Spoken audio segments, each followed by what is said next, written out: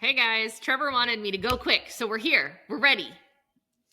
What's up? Welcome to the new year, the first episode in 2025. Do you know how long we've been doing these then? Way too long, probably. Like, But they're fun, so we're gonna keep doing them. So today we are. Well, first off, if you want help this new year, we've got challenges running. So, or at least Redwood does in Springfield. So, if you want some help this new year in Redwood or Springfield, then hit us up. We got a new challenge coming. It's called FF40, and it's kind of cool. So, I guess if someone really wanted to do it, I'd let you guys do it. I didn't get anything ready or do anything to do a challenge. Trevor, you totally went missing. I'm back. Okay, there you go. So I guess if anyone really wanted to do a challenge, I could run it too. So if you have interest in all of your guys' stuff, we could do it. I just wasn't planning on running a challenge. But if you need some support and you feel like this will kick you in the butt, I'm all for it. So that's going on. Registration is open, the website's open, all of that. So if you want to check out what it's all about, you can go do that. And then yeah. So today the topic is someone wants to make some changes in the new year. Maybe they really are kind of starting from scratch. What are maybe the 1 to 3 biggest levers or things that they can do that will help set them up for success in the new year? So this is a fairly loaded question because we have zero context. So it's just going to be kind of what we feel. At least the way I'm going to answer it are what are potentially some lead dominoes that might help you incorporate more, right? Because 1 to 3 is going to be a good start, but eventually we're going to want you to kind of do 4 and 5 and 6 and so forth. But if you can't make it through 1 to 3, then we're going to have a hard time getting to 4 to 5, right? So Yep. let's start. Like, you want to just go back and forth with this one? I give one, you give one. Sure. Are we only going to do 3 or are we each going to give our own 3? Well, I mean, we each can give our own 3, but that could potentially be 6. There probably is going to be some overlap. I know, but maybe we should do them in order. Like, what is your number one thing? If someone was like, I want a healthier me in 2025, what is my number one thing that I would tell someone to do? And we do our number 1s or 2s and 3s and see if ours line up in order. Okay. So I think this one kind of changes a lot. And number 1 is obviously context is really, really important, right? So I would want to understand someone's life before I would give them one. But if all things being equal and someone is committed to it, honestly, and I've kind of went all over the place with this one. Like, usually I would say like something easy that they can do every day to start building a little bit of momentum. But honestly, I would say like getting into some sort of movement or workout routine. And here's why. And so there's something about movement and there's something about getting in consistent workouts. And it's not necessarily like 60 minutes. It could be like 20 minutes, right? 3 times a week. I don't care what it is, but there is a sense of accomplishment and there's a sense of I'm going to make other changes in my life if I do have a consistent movement routine. I think it's kind of one of those we say the term lead domino a lot, where if you do that thing, other things have a tendency to kind of fall into place. And so I've just seen way too many people that have started working out or started moving consistently that then also started making changes in nutrition and maybe started caring about their water and started eating more protein and started maybe sleeping more and started consuming less alcohol and all of these other things because they found an enjoyment around strength training or cardio training or yada, yada, yada. So that would probably be one of the first ones that I would start with. I agree. Movement is going to be number 1 because if you're feeling crappy, if you move your body, your joints will feel better. If you want to lose weight, movement is a great place to start because it's going to help you start analyze other areas of your life. And I'm going to give a bigger push than Trevor. If you want to get started, I'm cool with 20 minutes a day, but I would try to do 20 minutes of activity every day. I think there definitely needs to be some strength training in there. I definitely think there's going to be some walking, but I'm going to say like, can you find 20 minutes in every day? And I don't even mean find it. I mean, schedule it because we're never going to find the time if we're looking for it, but we can, if we schedule it, we can make the time. And it needs to be a priority. But I think finding 20 minutes in every day where you're doing something to move your body. I think that like movement is such a big part of it. And I agree. It is one of the domino factors. I think there's like other ones that like as you train and as you do it, like I know that I won't train if I don't get a good night's sleep. But I think in the beginning, like you have to give up all some of that other stuff. Like you're a new mom or you have kids that aren't sleeping or whatever. Like you might not have a good night's sleep. Like you might just need to train a little tired and if you want to do it. But I mean, I think we all probably watch at least 20 minutes of television and might need 20 minutes of movement could be a good modification. Or There's you could put get on the treadmill and put a TV on there and watch 20 minutes of TV and walk on the treadmill. Like it can be really simple. Yeah, and I mean, there's something around mentally committing to executing on something and then actually executing on something, right? And so there's this kind of idea of like making votes for your future self, right? And so every time you get a workout in, you're voting for a healthier version of you. And you do that enough, and that just starts to become part of kind of who you are and what you do. There's obviously ways to make this a little bit stickier. Ashley mentioned one around a schedule, like it goes on the calendar, and here's when I'm going to do it. Don't try and get complicated. Go for a walk for 20 minutes. Like put your treadmill in front of your TV. Like put a bike in front of your TV. Go to the gym and sit there. Like I don't care. I would like to say that I have a spin bike that sits right here and I just roll it out to ride it and the TV's right there if I want to watch TV. Like So I mean, there's a lot of things you can do, like showing up. Like you can go. The act of showing up, I think, is really really important early on because you are instilling belief in yourself, right? and workout is showing up one time a day. Like if you're going to commit to 20 minutes every day, it's showing up one time a day where like if we talk about nutrition, like this is something that you're doing for multiple meals of a day or snacks or everything. Like you have to show up a lot more times and remember to do the action where this is one action and it's literally check the box and I did it. And, and typically the feedback loop is pretty quick.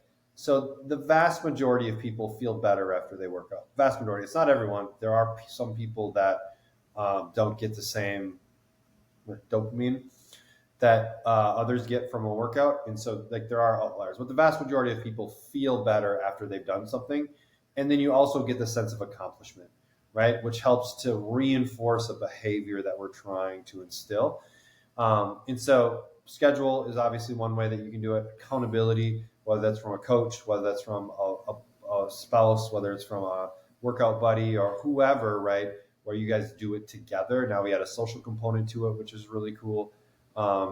And that can just be another way to help with the actual execution.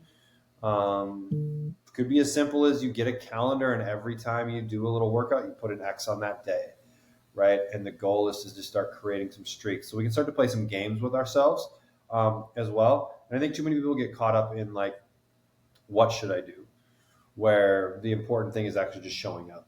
Right, you know, like, can you stand on your 2 feet? Cool. You can If you're not showing up, it doesn't even matter what you're doing and what you do in there. Like, and honestly, for so many people, if you showed up and walked on the treadmill, like, I'm not going to tell you cardio is the only answer because I 100% don't believe that. But if getting started means showing up and walking on the treadmill every time, that's step one. Like, it really doesn't, like, I love strength training. I think there's a huge benefit. I think I see benefits across kids from the 10-year-olds that I see in the gym to the 80-year-olds I see in the gym. Like, everyone benefits from strength training.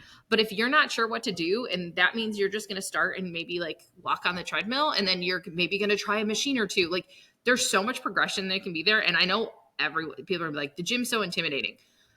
Everyone thinks the gym is intimidating. Most people aren't super comfortable at it. And you're going to feel a little awkward, but no one knows what you're doing because they feel all of those same things. That's what's so funny is we're all super self-conscious about how we're interacting in the gym and what's going on, but everyone feels that way. So no one really cares what you're doing.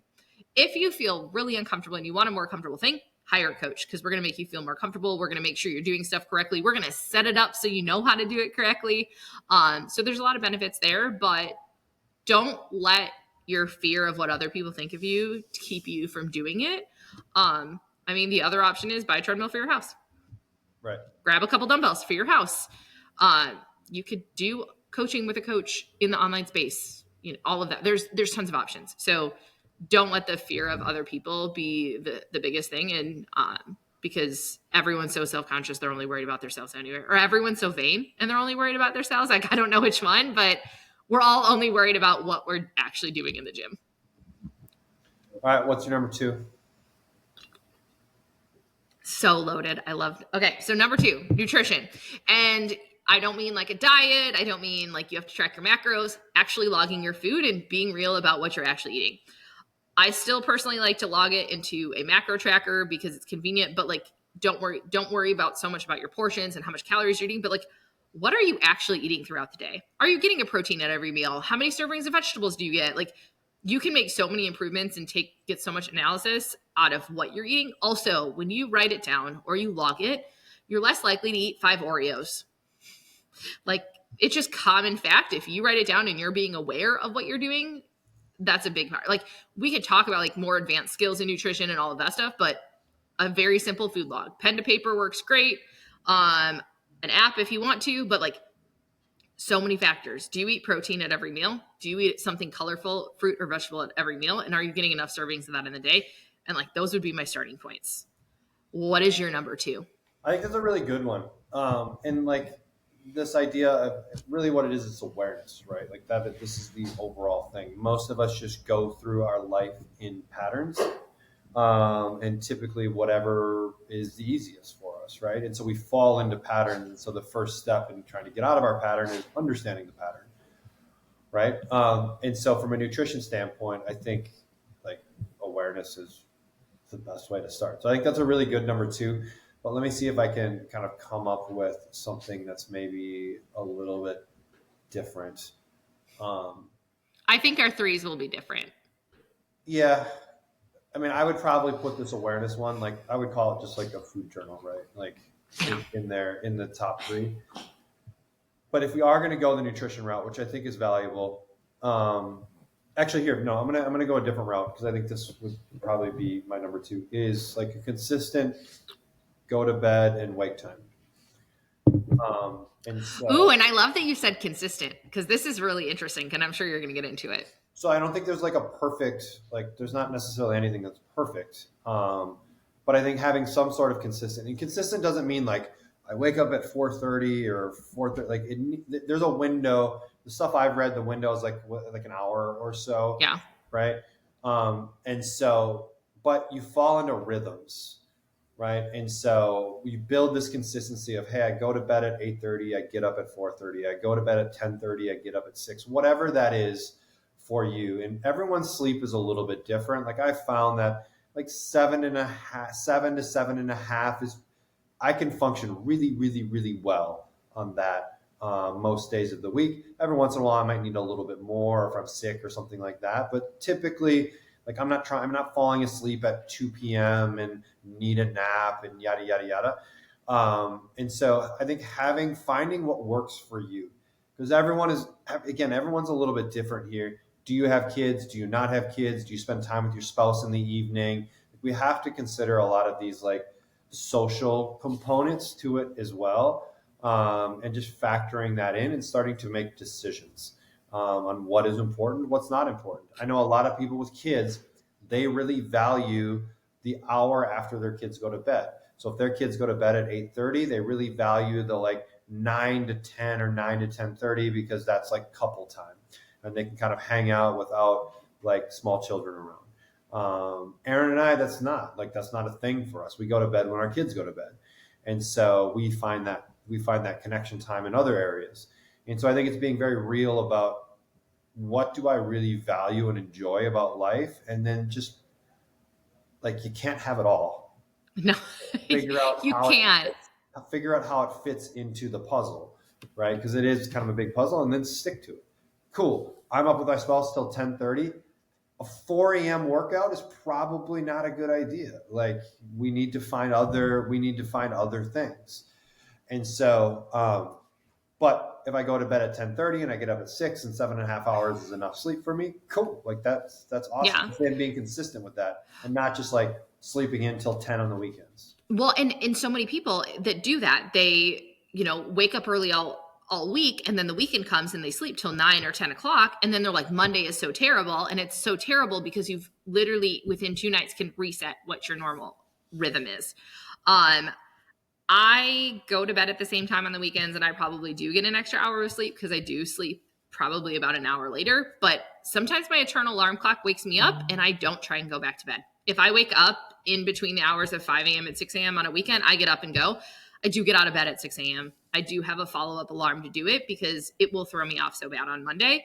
But I will say that if I'm really tired during the week, I try and get in bed about 8:30. If I'm really tired and it's 7:30, I go to bed at 7:30. Like I might like to stay up a little bit later. I train at night sometimes. I'd like to hang out with Zach, but like it's 7:30 and I'm tired, like bed. That is where you will find me. I don't have kids. That does allow me a lot of like I can go to bed if I'm tired, but it is part of your life is being like if you're tired, like sleep and don't fall asleep on your couch. Get up and actually go to bed. You'll like it is a huge game changer. Yeah. So the moral of the story is trying to come up with some sort of consistent routine around going to bed and waking up in the morning. Certain people will argue that waking up in the morning is arguably more important. And even if you're going to bed later, sacrificing sleep to get up at the same time, but then adding in a nap or something in the middle of the day to try and keep some of that stuff consistent. But I mean, I just think putting a priority around sleep, restful sleep, it's a worthy endeavor to tackle because it makes everything in life easier, right? Everyone knows like when you're well rested, you're a better human.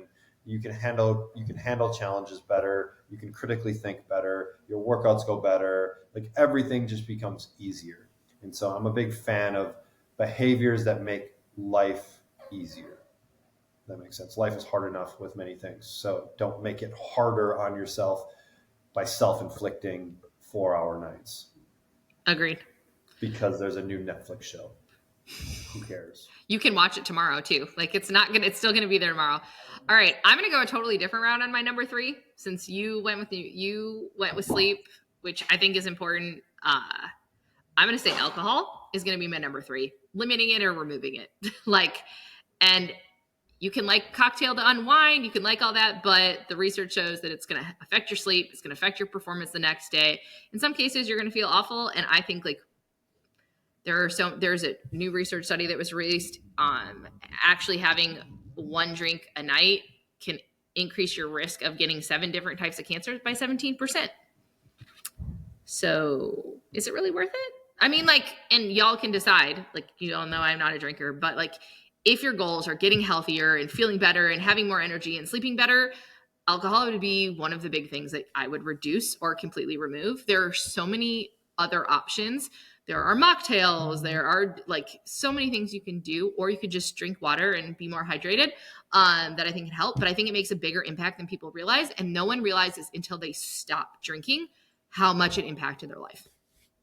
And it's a really like it's one that a lot of people are gonna be like, I can't believe you just said that, and I can't like, ooh, that was harsh. But I've kind of been like a little lately. Well, I mean, it's like it's an honest like we know what it does. Like ethanol, like it's a carcinogen, right? And your body has to process it. Our bodies are really good at processing this kind of stuff, but again, it's the risk to reward kind of But thing.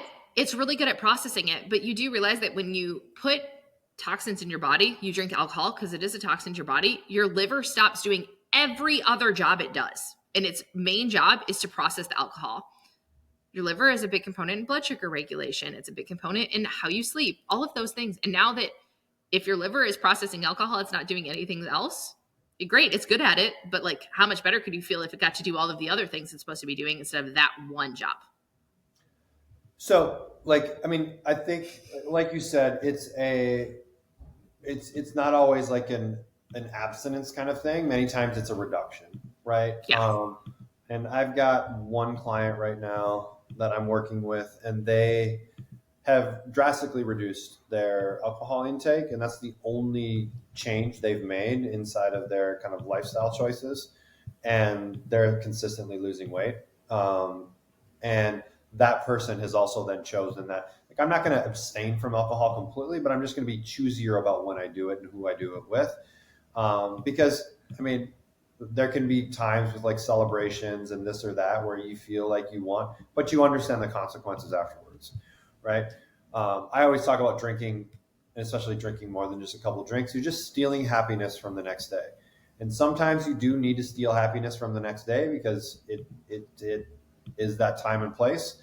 But I think there's a lot of happiness that is stolen that really isn't all that much better, right? Having it now rather than having it tomorrow is not any better. It's just at this point dumb. So go to bed.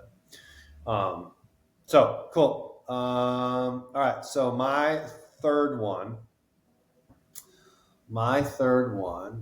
someone wanted to make some changes.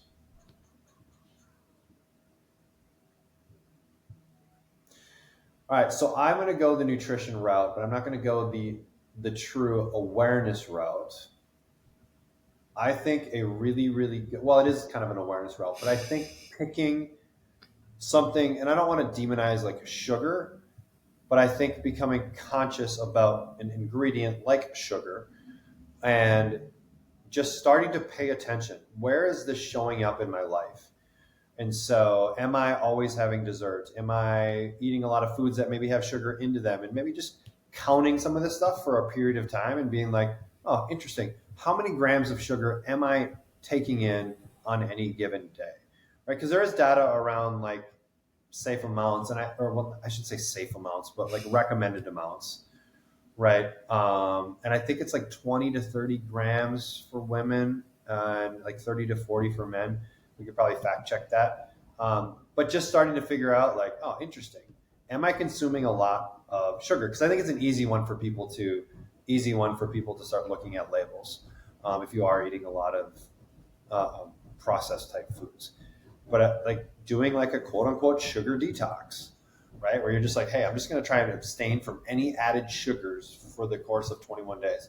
If you say that and that's like, whoa, that is going to be really hard, that's probably a good indication that it's a worthy endeavor to go down, right? Because we're probably over consuming in that. So I like periods of like 21 days of this or 4 weeks of that because it helps to reset things and give you a healthy perspective. Not that sugar is bad, but excess sugar, yeah, is probably not a good idea. Well, when you're eating, if you're someone that like, wow, that would be really challenging, you probably don't think fruit is sweet. And I'll tell you that I can't eat a yellow banana because I think they're way too sweet. So like there is a big thing if you are getting a lot of sugar that fruit and stuff that's naturally sweet doesn't taste sweet to you. So by reducing that, you will be able to find sweetness in things that should be sweet again, which is really nice too. And Like a little ultimately, palate reset. right. And ultimately, you could replace sugar with alcohol with whatever kind of quote unquote vice you might have, right? Where you're just like, yeah, I'm probably over consuming in this area and it's worth me, just abstaining for a period of time to reset or recalibrate the system, right? Because like anything, I always give the analogy of like the concert, right? When you go into a really loud rock concert for the first time, you're like, holy crap, this place is loud.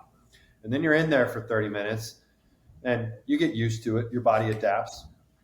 And then you leave and you come back and you're like, wow, that is really loud, right? Just because we adapt to stuff like anything. And so I think having that reset really just opens your eyes to, oh, okay, this is how it makes me feel.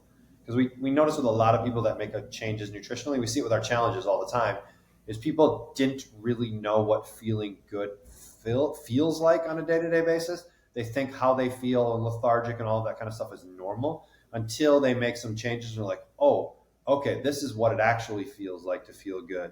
And so that's again this kind of this like positive feedback loop, like, oh, okay, cool, this makes sense. This is something I want to try. It's something that's worth the effort of trying to continue to work on. And so I like little resets. I think that's a good thing. So find your reset. What do you need to reset for a period of time? So I like it. I think that's good for today. All right, guys, enjoy. If there's anything that you would add to the list or you think would be helpful, share it with us in the comments. Let us know. See you. Bye, guys.